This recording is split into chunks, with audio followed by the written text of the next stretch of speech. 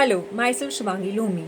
I'm a legal intern at Lexis & Company. I'm from Yashwant Rao Chavan Law College, Pune, Maharashtra. Today my topic is Doctrine of Implied Powers. Definition and meaning of this doctrine. Before going through the manner in which our Supreme Court has dealt with the doctrine, let us discuss the dictionary meaning of the term implied power. Black's Law Dictionary defines implied power as a political power that is not enumerated but that nonetheless exists because it is needed to carry out an express power. Thus, as the name suggests, implied power is something that has existence by virtue of express power and is something without which an express power cannot be exercised. The tobacco merchant's case discusses various definitions relating to the doctrine of implied powers.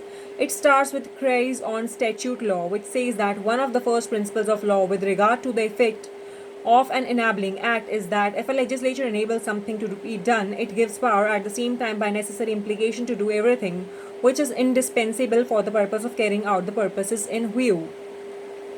Thus, the importance of this doctrine comes into play in cases where it is observed that the statute confers a duty upon an authority and that duty cannot be discharged or that power cannot be exercised unless some other power is assumed to exist, and in absence of such other power, the obligation prescribed under the statute becomes impossible to comply with. Caution in invoking the doctrine of implied powers.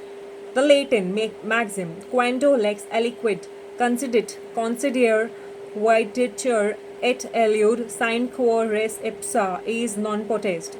It also relating to the doctrine of implied powers. It means that whoever grants a thing is deemed also to grant that without which the grant itself would be of no effect.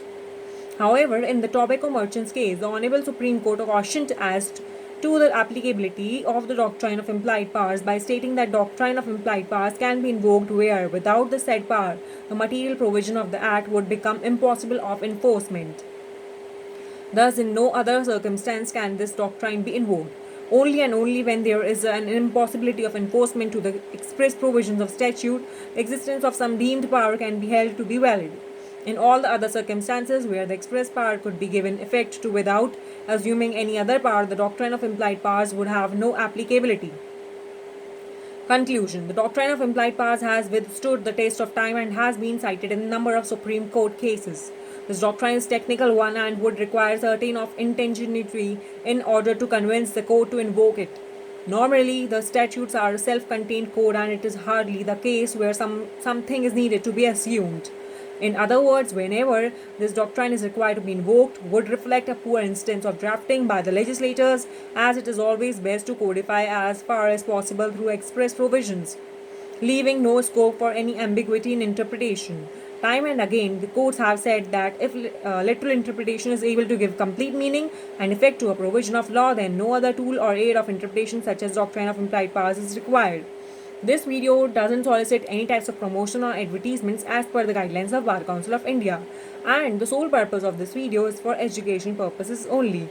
Please like, share and comment on my video and do subscribe this channel. Thank you so much.